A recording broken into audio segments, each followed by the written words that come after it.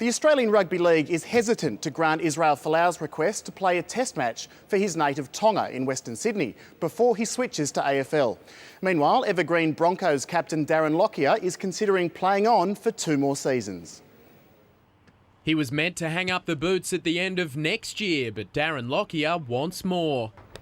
The AFL has officially granted Greater Western Sydney the licence to become the league's 18th team. It follows the formal signing of an agreement for a $60 million redevelopment of the Sydney Showgrounds.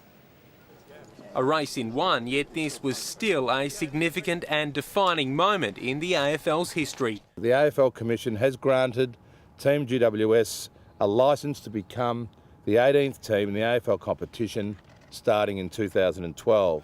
The Boomers have continued their fine form in China, beating Slovenia 77-63. Point guards Paddy Mills and Adam Gibson scored 15 points each. Brad Newley chipped in with 14. Australian golfers Catherine Hull and Richard Green are doing well in Europe. Hull has a share of the lead at the Women's British Open, while Green shot an opening round 65 at the Irish Open to sit 1 shot off the pace. The Victorian was in fine touch from the edges of the green as he raced to 6 under for the day. Hits the pin and drops. Big smile from the Aussie. The Red Bull Air Race Series will be grounded next year for a full safety upgrade, leaving a $12 million hole in Perth's economy.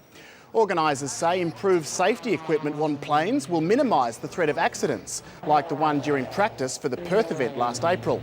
The decision leaves Australian pilot Matt Hall frustrated he won't be flying in Perth until 2012.